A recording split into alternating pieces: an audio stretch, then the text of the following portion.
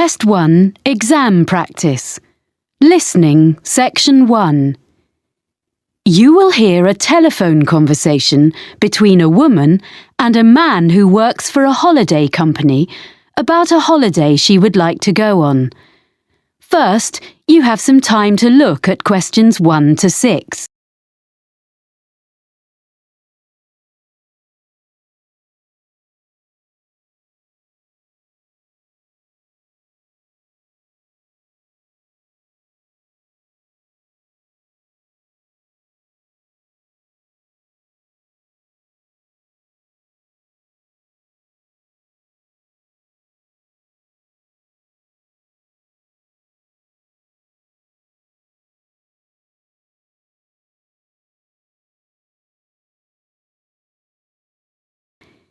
You should answer the questions as you listen because you will not hear the recording a second time. Listen carefully and answer questions 1 to 6. Holidays for you. Sean speaking. Can I help you? Oh, hi. I've been looking at your website. I'm interested in a cycling holiday in Austria in April. We have 2 trips in April. One lasts 14 days and the other 10 days. I think the 10-day trip is better. So let's see. I've got a calendar here. What are the dates?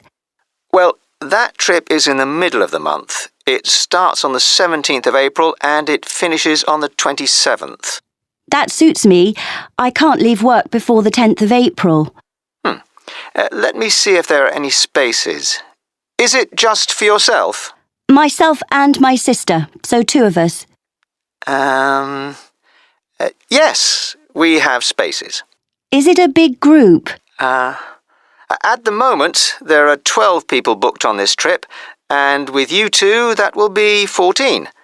The maximum number is 16, so it's almost fully booked. We can't go over that because it's hard to keep a larger group together. I need to check that I'm fit enough for this, but the distances look okay. The website says we'll ride approximately 45 kilometres a day. Is that right? That's correct, and I've got the exact distances here. It really depends on which part of the trip. Some days are only 35 kilometres, and some are more, but you'll never have to cycle more than 50 kilometres in one day. Oh, okay. I can manage that. And we stay in hotels? Yes, they all have restaurants, and the rooms have ensuite facilities. And do they have pools? It's how I relax after a long day. There is a swimming pool in a few of the hotels, but none of them has a gym. I don't think we'll need a gym after all that cycling. I'd better find out how much the holiday costs before I get too excited. Including flights, it's £1,177 for one person.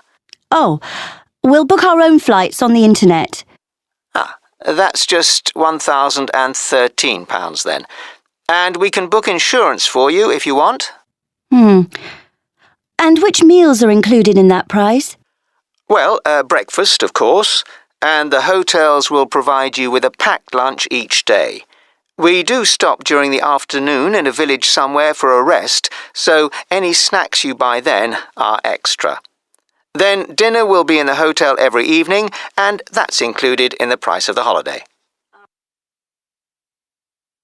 Before you hear the rest of the conversation, you have some time to look at questions 7 to 10.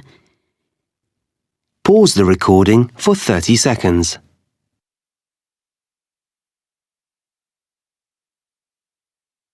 Now listen and answer questions 7 to 10.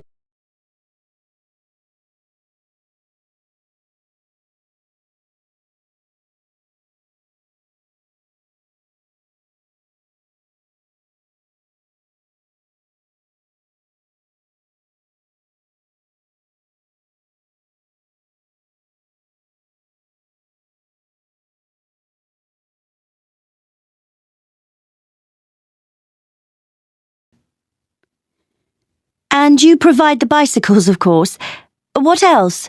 A lock and a bell come with the bike, as well as lights, although you shouldn't need to cycle in the dark. There's a small bag, or pannier, on the front of the bike where you can put the things you want to take with you during the day, like water or fruit. But we won't allow you to cycle unless you bring a helmet. We don't provide these locally because, like walking boots on a walking holiday, it's really important it fits properly. OK. If there's any special gear you need for your holiday, we recommend a particular website and you can get a discount by quoting your booking reference. Great. What is it? It's www.ballantine.com. That's all one word, and I'll spell it for you. www.ballantine.com. Good. I've got that down. I've been looking at your website while we've been talking. I see we cycle along the River Danube. Yes, it's one of Europe's most well-known areas for cycling. It looks fascinating. Lots of beautiful countryside and things to see. I should warn you that we do reserve the right to make some alterations to the route if the weather is bad. Some of the tracks sometimes get very muddy. OK. Well, hopefully it won't rain too much. I know we stop in towns and villages, but do we get a chance to look around? Because I'm really interested in history. Oh yes, you get opportunities to explore. Is there something in particular you want to see? There's a theatre in a town called Grine. A friend of mine went there last year and said it was amazing. Let's see. Yes, there's a guide who'll take you round the building. We don't have any other tours arranged, but you can visit several castles and museums on the holiday. Well, thank you for all that information. I'd like to book that then. Right, well, I'll just... That is the end of section 1. You now have half a minute to check your answers. Pause the recording for 30 seconds.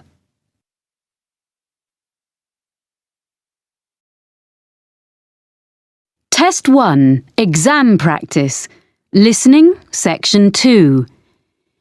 You will hear someone talking on the radio about food and restaurants in the local area. First, you have some time to look at questions 11 to 14.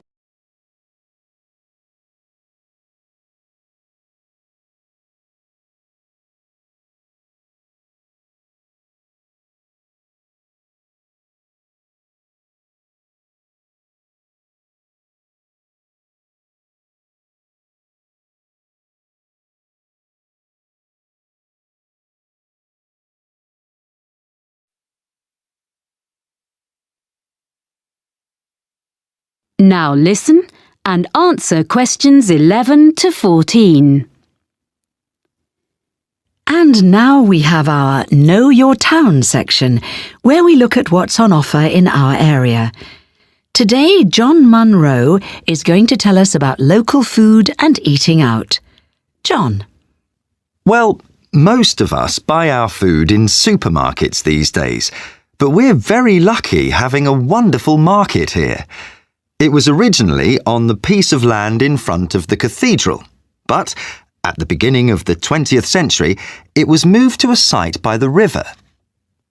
When the new shopping centre was built in the 1960s, it found a home beneath the multi-storey car park, where it still is, but there are plans to move it back to its previous home by the river.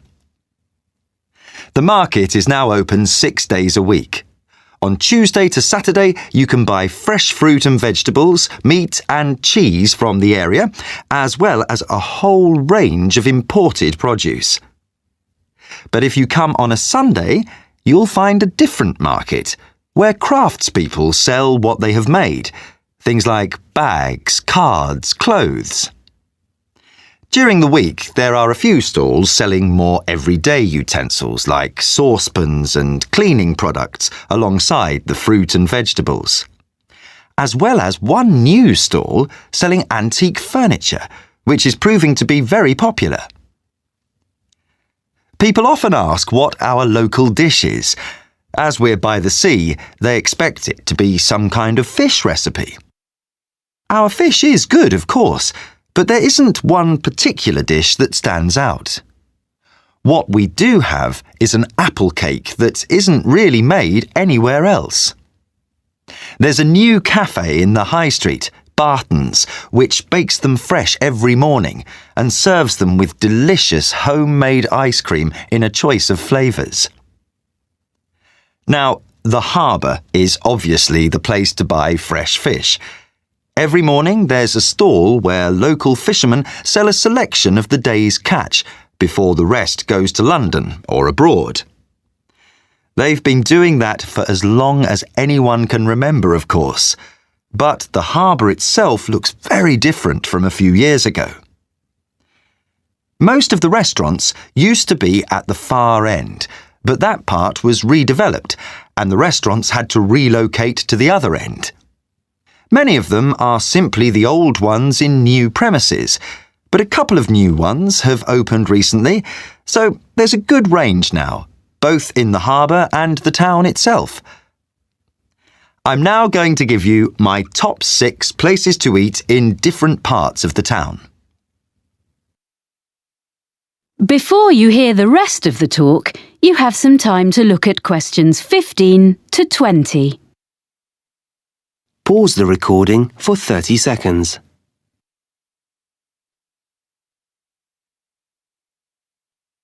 Now listen and answer questions 15 to 20.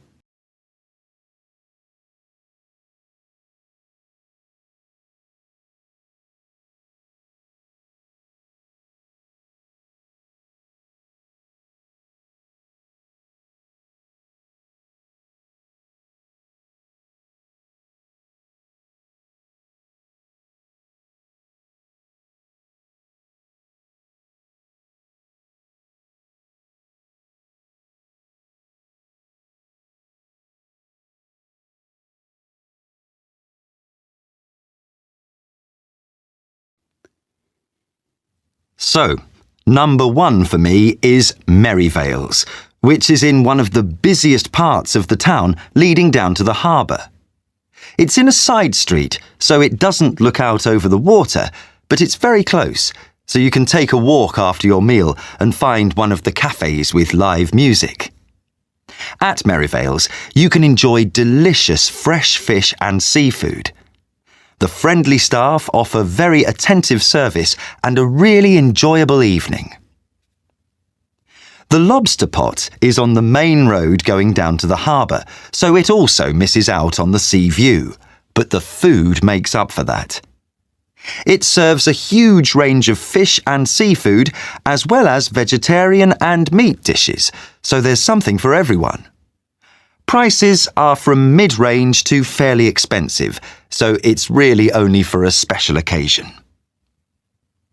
Ielts is in the city centre and is a very upmarket restaurant in the evening, but during the day it serves lunch and coffee. It's on the 20th floor above some offices, and it's a great place to sit for a while, as you can see most of the city spread out from there. It does get very busy though, and you may have to wait to be served. Not far from the city centre is the Cabin, which is on the canal bank. You can't park your car there. It's a 15-minute walk from the nearest car park, but it's very peaceful. A good place to relax away from the traffic. It's not cheap, but it's an ideal place for a long lunch. The Olive Tree is a family-run restaurant in the city centre offering beautifully prepared Greek dishes. It's well known locally and very popular. Service can be slow when it's busy, as all the food is freshly made. There's plenty of room, and on Friday and Saturday nights, the wooden floors resound with live music and dancing, which is certainly worth going for. The last place I want to recommend has only just opened in a converted school building. The old school restaurant has been very cleverly renovated. The use of mirrors, plants and the colours on the walls makes you feel as though you're in a large garden instead of the city centre. There are only a few dishes on the menu, but they change every day. So, Tanya, That is the end of section 2. You now have half a minute to check your answers. Pause the recording for 30 seconds.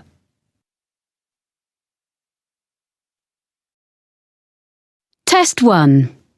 Exam practice. Listening, section 3.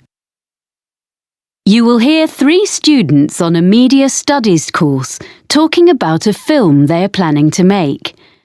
First, you have some time to look at questions 21 to 26. Pause the recording for 30 seconds.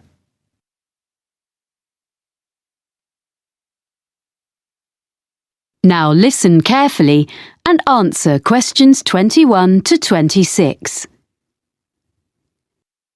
Hi, Mike. Hi, Razor. This is Helen. Hello. We're really pleased you've agreed to join us on this film project. Yes, your experience is going to be so useful. Well, I hope so.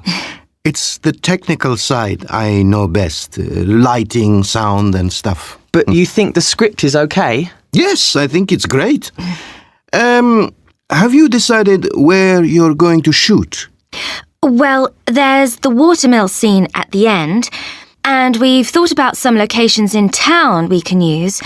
They're behind the shopping mall and on a couple of residential streets, and in an empty shop on campus. It means we don't have to worry about getting permission from a shop owner. So, do you think we should go to all the locations with you? It would be a good idea. We need to talk about the levels of background noise so we know they're all going to be reasonable places to film. But the sounds of traffic will make it more natural. I think Razor means things like aeroplanes, trains and so on that would mean we have to stop filming. Exactly. And also, I'll make notes for myself about what lighting I'm going to need. I think the university department has a good range of equipment, but I'll need to make a list for each location for my own reference. Anyway, once we've had a look round, you can do the roadworks check. What do you mean? You need to find out about building work or road works, because you could start filming one day and come back in the morning to find one of the roads has been dug up.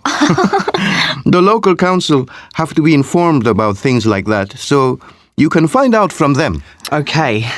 Then I think we need to work from the script and put together a list of all the scenes and decide which ones we're going to film when. We need to prepare the shooting schedule day by day. You're right. Then, when you know how long filming is going to last, you can tell everyone when they're needed. Okay, so as soon as we can, we'll audition, and then when we contact people to offer them parts, we can send the exact dates and make really sure they're free. Because often the actors are all enthusiastic, but then when you try to pin them down about whether they're really free at that time, you find they've got exams or something, or they're off to a festival just before, and you have to rush about looking for replacements. Then we need people who can take over the main parts if one of our stars falls ill or something. Yes, I agree. So offer the main parts to the people we really want, and then look at other volunteers who were okay. Yes. We can select the understudies once the main roles have been confirmed. So, once we've got that sorted, and we've held all the rehearsals of the main scenes, we'll be ready to start filming. Yes, that sounds good. Anything else? Well, just housekeeping, really. We don't actually need costumes because actors will wear their own clothes. My family has agreed to lend us some pieces of furniture which we need, so we'll go and fetch those the weekend before we start. We'll provide food and drink during shooting, so I'm going to borrow some cool boxes. And I've got a little van. Most of the locations are within walking distance of the halls of residence anyway. The only one further away is the watermill. Yes. Can you tell me about that? Okay. Hang on a minute. I'll get my notes. There's a plan in them. Before you hear the rest of the conversation, you have some time to look at questions 27 to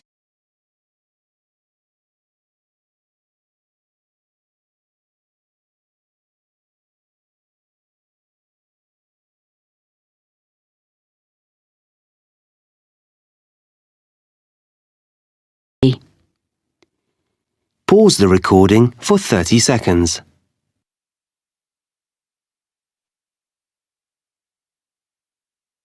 Now listen and answer questions 27 to 30. Here's the mill. You see, basically you have a vertical water wheel which was used to power the grinding stones. It sounds really interesting. Will we film inside? Yes, that's where the final scene between the girl and the man takes place. Our plan is to fix one camera outside by the window next to the door to film through the window, and then have another handheld camera inside the mill. That means we can get two views of the same scene. We were going to do something using a mirror, but we decided that would be too complicated. Yes, by doing it that way, all we'll need is lights on the inside, next to the wall behind the wheel, which can shine across to the opposite wall. Will that give enough light? I think so, because the scene is in the evening. It shouldn't be too bright. The actors will be carrying torches too. And we'll have an old screen made of wood just inside the door, because it's a new door and it'll look wrong. The lights won't shine directly on it, so it'll be fine. So you won't actually show the door open? No. There's a huge box on the floor against the wall farthest from the wheel. We'll see the girl approaching the mill on her bike. Then we see through the window and the man is inside looking at it. Then the next shot is the girl in the room with him opening the box. So it'll be a mysterious ending. Yeah. Well, I think it's going to be a great project. Good. Thanks. That is the end of section 3. You now have half a minute to check your answers. Pause the recording for 30 seconds.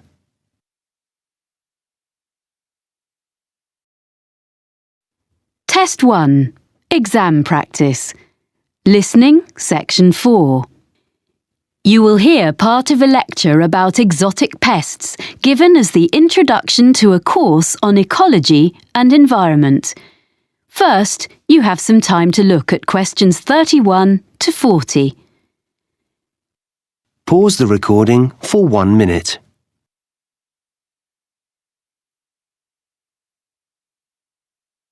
Now listen carefully and answer questions 31 to 40. Good afternoon.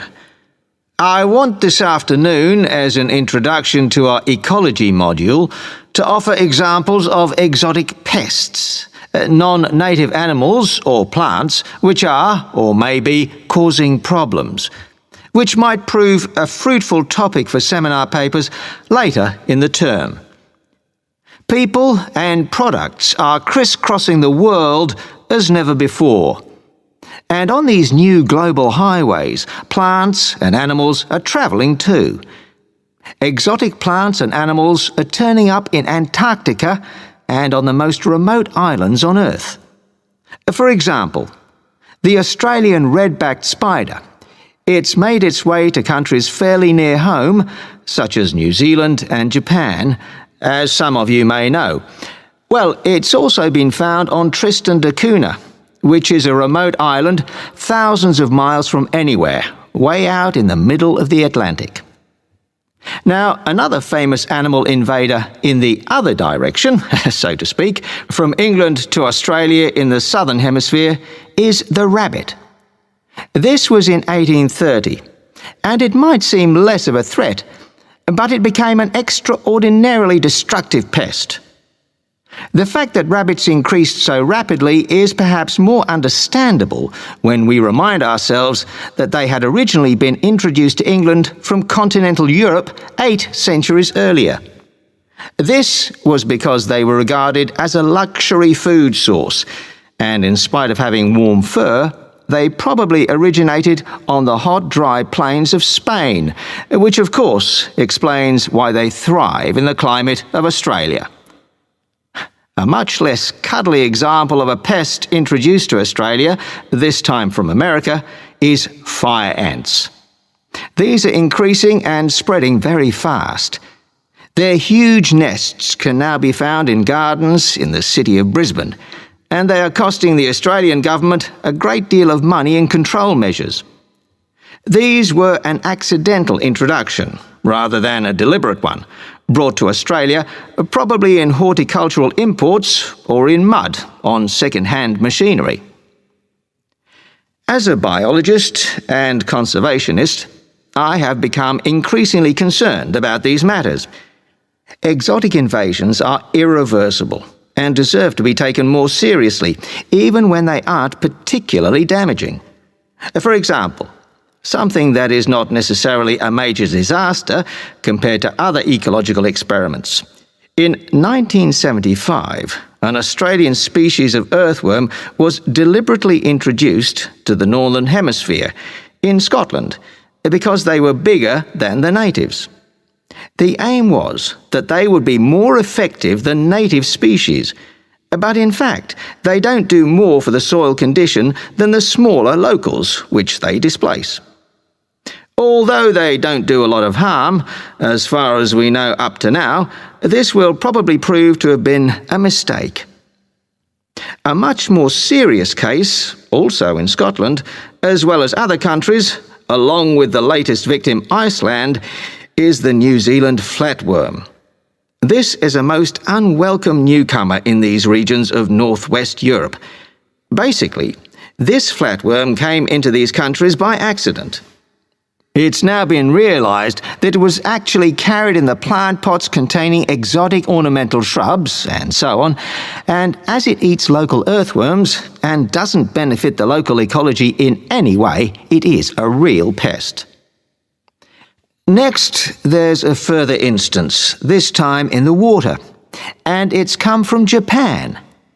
It's a delicious but very fast-spreading seaweed, and is one of many exotic species, large and small, in the seas covering the rocks around Australia.